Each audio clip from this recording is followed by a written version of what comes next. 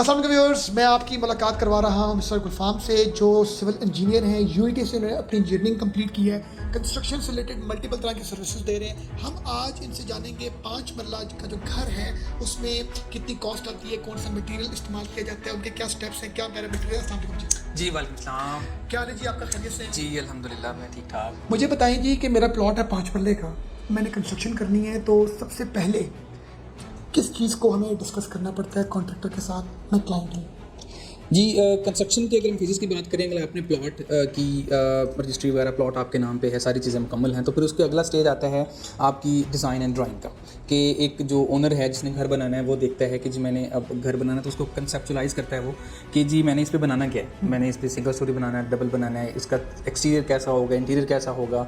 तो इसको हम इस सारी चीज़ को हम इंजीनियरिंग की लैंग्वेज में कहते हैं डिज़ाइन एंड ड्राइंग। जो हमारे पास ड्राइंग सेट हम जब बनाते हैं ना, तो उसमें फ्लोर प्लान, ऑब्वियसली प्लान्स में फिर हम देखते हैं कि एक फ्लोर प्लान होता है, फिर उसके बाद हमारी इलेक्ट्रिकल की ड्राइंग्स भी बनती हैं, मैकेनिकल की ड्राइंग्स भी बनती हैं, और मैकेनिकल से बना दें अगर आपकी सेंट्रल हीटिंग वगैरह कोई है तो उसकी ड्राइंग बन जाती है। और जो मोस्ट इंपॉर्टेंट चीज़ है वो है प्लम्बिंग की ड्राइंग्स। प्लम्बिंग एक इंपॉर्टेंट चीज़ होती है घर के अंदर, कि आपने अगर प्लेसमेंट ऑफ रूम्स कर दी है, प्लेसमेंट ऑफ बाथरूम की किचन कर दी, तो उसकी पूरी की पूरी जो प्लम्बिंग की वायरिंग है, जो पाइपिंग है, वो किस तरीके से रन करनी है, उसकी बकायदा ड्राइंग्स बनती हैं। बिल्कुल। और फिर उसका 3D और वो सारी चीज़ें। चलो, ये आपने अच्छा एक्सप्लेन किया। अब हम सेकंड फेज में जाते हैं। सेकंड फेज हमारा है कि हमने अपना कॉन्ट्रैक्टर हायर करना है। जी। अब नॉर्मली मैं प्लॉट तो ले लिया, अब मैं नक्शा भी मैंने बनवा लिया, जिसको देसी ज़बान में बोलते हैं ना, नक्शा। ऐसे ही नक्शा अब मुझे बन गया। बताइए कि अब मैं चला गया हूँ मल्टीपल कॉन्ट्रैक्टर्स के पास। हर कॉन्ट्रैक्टर कह रही है मैं तो कार बना के दूंगा, काम बड़ा अच्छा बना के दूंगा। अब आप अपनी इंजीनियरिंग बैकग्राउंड के हिसाब से गाइड करें व्यूअर्स को कि कॉन्ट्रैक्टर को हायर करने के लिए कौन कौन से पैरामीटर्स की पता होनी जरूरी है, तो एग्रीमेंट कैसे होना चाहिए। जी ये बड़ा इंपॉर्टेंट क्वेश्चन है आपने पूछा है, मैं ऑडियंस को इसमें ज़रूर एक्सप्लेन करना चाहूँगा। ये देखिए, जब ड्राइंग्स डिज़ाइन बन जाता है तो फिर अगला फेज़ बिल्कुल जैसे आपने फरमाया कि आता है कॉन्ट्रैक्टर को हायर करना। जो लाहौर में अप्रोच यूज़ की जाती है यूजली कॉन्ट्रैक्टर्स को हायर करनी, वो सबसे जो इंपॉर्टेंट है, जो यूजली यूज़ की जाती है, वो है ताल्लुक बेस कॉन्ट्रैक्टर। जी तुसी घर बनाया ठेकेदार को तो नंबर मैंने दिया, ठीक है, हम उसको बुला लेते हैं और वो जिस रेट पे उस बंदे ने बनाया होता है हम उसको बता देते हैं कि अरे तेरा इतना रेट था, तो चलो थोड़ा बहुत ऊपर नीचे करके वो एक एग्रीमेंट हो जाता है। कॉन्ट्रैक्टर में सबसे इंपॉर्टेंट चीज़ आपने देखनी है कि उसका जो बिल्डिंग कंस्ट्रक्शन का पिछला एक्सपीरियंस कितना है। उसने आप जाके उसकी फिजिकल साइट पे, लोगों ने वेबसाइट पे तो ऐसे ही फर्जी बना के लगाए होते हैं कि मैंने इतने काम किए, और वो लोगों को इन कंस्ट्रक्शन का अलिफ भी पता नहीं होता। वो क्या करते हैं, कॉन्टैक्ट पकड़ते हैं और आगे किसी को ठेके पे दे देते हैं। वो दरमियान में मिडिल मैन का रोल प्ले करते होते हैं, ठीक है, और बाद में क्वालिटी को काम को और बंदा कर रहा है, वो अपना कमीशन लेके साइड पे हो जाता है। तो आपने क्या करना है, आपने उसको कहना है कि भाई अगर आप मैंने से काम करवाना तो मुझे बताओ आपने पहले कितने घर बनाए, चलो मेरे साथ जाओ, उसी सोसाइटी में देख लें या कहीं भी उसने बनाया, थोड़ा सा एफर्ट कर लें, जाके देखें फिजिकली कि उसने क्या काम किया, किस क्वालिटी का किया, ठीक है। वो जो मालिक है वो क्या उससे खुश है जिसने पहले घर बनाया, इसको मैं थोड़ा सा वेरीफाई करूँ। सेकंड चीज़ तो सबसे इंपॉर्टेंट है, मैं ऑडियंस को ज़रूर बताना चाहूँगा आपकी तरफ से, कि कोशिश करें कि ऐसे लोगों को काम ना दें जो कि क्वालिफाइड नहीं, जो क्वालिफाइड नहीं। मार्केट में बहुत से ऐसे लोग हमारे हैं जो कि क्वालिफाइड है, जिनकी डिग्रीज हैं और उसके बाद वो कॉन्ट्रैक्टिंग की फील्ड में आते हैं। उनको बेसिक स्ट्रक्चर का, डिज़ाइन का, चीज़ों का आइडिया है। वो आपको अगर कंस्ट्रक्शन का घर बना के देते हैं तो वो उसमें उसकी अपनी इंजीनियरिंग सेंस भी इस्तेमाल करते हैं। तो ऐसे कॉन्ट्रैक्टर्स को देखें जो वाकई उसके लिए क्वालिफाइड हैं,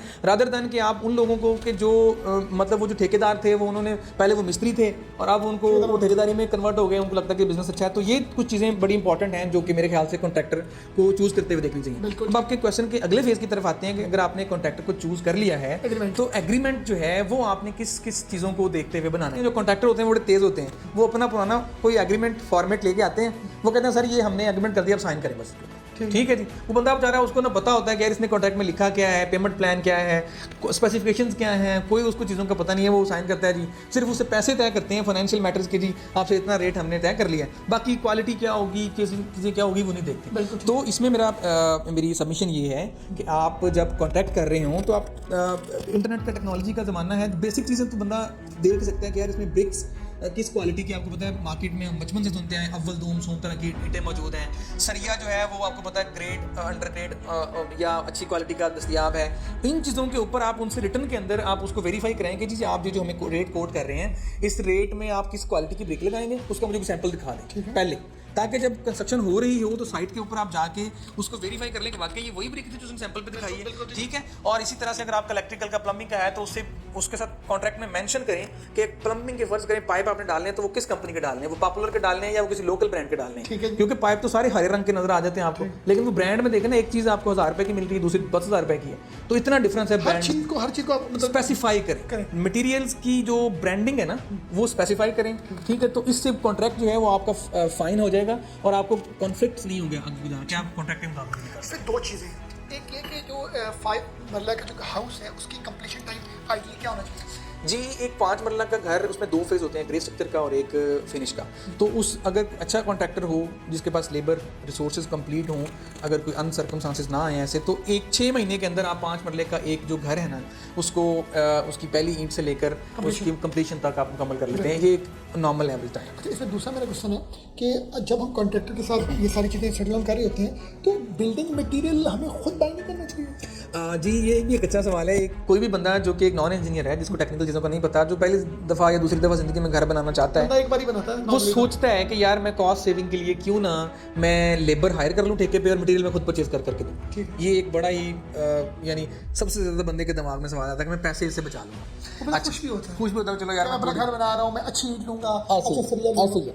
अच्छा, ये चीज़ अगर तो आप देखें एक बंदा जिसके पास थोड़ा सा एक्सपीरियंस है कंस्ट्रक्शन का और उस पर प्लेंटी ऑफ टाइम है to endure the pain the one go through during the process of construction period, ठीक है, क्योंकि कंस्ट्रक्शन का जो पीरियड है ना उसके अंदर अगर आपको रेट्स मार्केट में अंदर रेट्स का चीज़ों का आइडिया नहीं है तो फिर आपको पहली दफ़ा जब आप घर बना रहे हैं मटेरियल खुद परचेज करने की कोशिश करते हैं तो आपको बहुत ज़्यादा पेन से गुजरना पड़ता है, क्योंकि लेबर को आपने कॉन्ट्रैक्ट तो दे दिया, अब लेबर को जो मटेरियल की सप्लाई है वो आपने मेक श्योर करनी है, ठीक है। लेबर तो खड़ी है, आपकी सरिया लेट हो गया तो लेबर वेट कर रही है, जी सरिया मालिक लेके आएगा तो मैं कर दूंगा। इसी तरह से अगर कोई ईंटें लेट हो गई हैं, बजरी लेट हो गई है, तो उनके पास 100 बहाने काम लेट करने के। अगर तो कोई बंदा फ्री है, उसके पास प्लेंटी ऑफ टाइम है, तो देन आई वुड सजेस्ट कि वो बंदा इसकी तरफ जाए। अदरवाइज आप अच्छा कॉन्ट्रैक्टर जो हमने पीछे डिस्कस किए हैं फैक्टर्स को देख के अच्छा एग्रीमेंट कर ले तो ये एक फिजिबल ऑप्शन है लाहौर में घर बनाने के लिए। बिल्कुल ठीक। अच्छा, अब हमारा कॉन्ट्रैक्टर भी फाइनलाइज हो जाए, अब इसके बाद का क्या फेज, क्या स्टेप है, ज़रा वो बताइए। जी, कॉन्ट्रैक्टर आपने फाइनल आउट कर लिया, आपका एग्रीमेंट तय हो गया। अच्छा, एग्रीमेंट में एक इंपॉर्टेंट चीज़ जो हम शायद मिस कर गए थे वो ये थी कि पेमेंट प्लान स्पेसिफिकेशंस की हमने बात की, हमने डिस्कस किया कि मटेरियल्स को किस तरह से आपने एग्रीमेंट का पार्ट बनाना है, बट जो इंपॉर्टेंट चीज़ है वो फाइनेंशियल प्लान है, पेमेंट प्लान के आपने कॉन्ट्रैक्टर को पेमेंट करते हैं। ये कॉन्ट्रैक्टर्स बड़े सियाने होते हैं, ये क्या करते हैं, कोशिश करते हैं कि आपसे 20% एडवांस ले लेंगे, ठीक है, उसके बाद आपका पेमेंट प्लान इस तरह का रखेंगे कि आपकी पेमेंट हमेशा एडवांस में ही उनके पास रहेगी, काम उन जो साइट पे वर्क डन है वो उसकी पेमेंट हमेशा उनके पास ज़्यादा जाती रहेगी।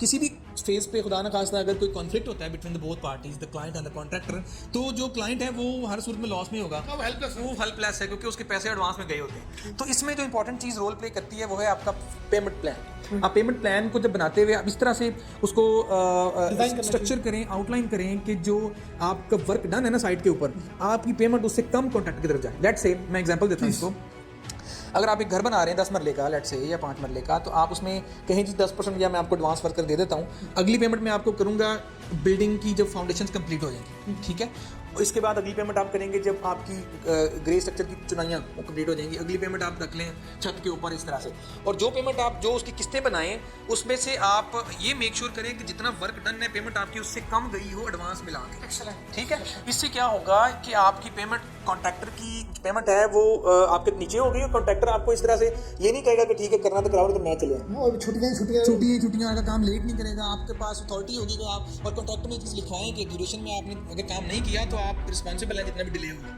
क्योंकि अगर आपका प्रोजेक्ट डिले होता है तो इसकी एक फाइनेंशियल कॉस्ट है जो आप पे कर रहे हो। पेमेंट प्लान बन गया, आप ड्यूरिंग कंस्ट्रक्शन आपने घर की तामीर को कैसे चेक करना है, ठीक है, ये उसका ही पार्ट है कि क्योंकि अल्टीमेटली ये बैड आपकी जो मैनेजमेंट है या जो बंदा कॉन्ट्रैक्टर है वो ठीक मटेरियल नहीं लगाया तो फ्लोरेसेंस आती है या सफेदी आती है। तो जब आप ड्यूरिंग द कंस्ट्रक्शन, अब हमारी कंस्ट्रक्शन अब स्टार्ट हो गया, काम आपका चल रहा है साइट के ऊपर और जो ओनर है वो विजिट करता है ओकेजनली वीकली 4 दिन बाद 6 दिन बाद या 15 दिन बाद, तो वो यूजुअली तो ऐसे ही विजिट कर रहे होते हैं कि फैमिली के साथ आए देख दू के चले गए। लेकिन आपने जो चीज़ें देखने वाली हैं जो कंसिडरेबल पॉइंट्स हैं वो ये हैं कि कि आपने एक तो अपने कॉन्ट्रैक्ट एग्रीमेंट को फॉलो करते रहना कि जी कॉन्ट्रैक्ट एग्रीमेंट में अव्वल ब्रिक मैंने की थी इस कंपनी की, तो आपने जाकर चेक करना कि ये अव्वल ही लगा रहे हैं। दूसरा ये क्या करते हैं कॉन्ट्रैक्टर्स कि ये जब गाड़ी मंगवाते हैं ब्रिक्स की 5000 ब्रिक की गाड़ी अच्छी मंगवा ली और 5000 की 2 ईंट या 2 नंबर मंगवा ली, वो मिक्स करके लगाते रहते हैं। ठीक है, तो आपने ओकेजनली अगर आप ये काम कर सकें कि आप अपना साइट पे एक बंदा रख लें 10,000 20,000 रुपये पर मंथ, क्योंकि 6 महीने का प्रोजेक्ट है, आपको 2 लाख रुपये एक्स्ट्रा कॉस्ट करेगा वो, लेकिन वो 5 लाख से भी वो आपका सेव भी करेगा, आपकी क्वालिटी इंश्योर करेगा और आपकी हर टाइम एक कॉन्ट्रैक्टर के ऊपर चेक होगी। आंख आप लगा के रखेंगे कि जिस तरह आपने कैमरा लगा दिया, एक बंदा बिठाया ऊपर जो क्वालिटी चेक कर रहा है सारा कुछ। अगर आप ये नहीं कर सकते कोई मसला नहीं, आप खुद भी जब विजिट करें तो क्वालिटी को एज पर स्पेसिफिकेशन चेक करें, सरिये का ग्रेड चेक करें, उसकी चेक करें। जब आपका शटरिंग का काम चल रहा है, लेंटर का काम चल रहा है, तो उसको जाके सरिये की एज पर डिज़ाइन आप चेक करें कि स्पेसिंग वगैरह, सरिये का साइज, सारी चीज़ें एज पर स्पेसिफिकेशन है। इसीलिए पहले हमने एम्फोसिस किया था कि कॉन्ट्रैक्ट जितना आप कॉम्प्रिहेंसिव बनाएंगे, बाद में उसको कंस्ट्रक्शन के वक्त आपको फॉलो करवाना उतना आसान होगा। ऑडिट करना आसान। अगर कॉन्ट्रैक्ट आपका ब्लाइंड होगा, वेग होगा, वो क्लियर नहीं होगा, देसी जैसे होता है। हाँ जैसे होता है, तो फिर कॉन्ट्रैक्टर से इसका फायदा उठाएगा। आपने बड़ी अच्छी जो आपका एक्सपीरियंस था, आपके एजुकेशन के हवाले से, एक्सपीरियंस के हवाले से, थैंक यू वेरी मच जी, आपने हमें गाइड किया, फिर आपने देखा, थैंक यू वेरी मच।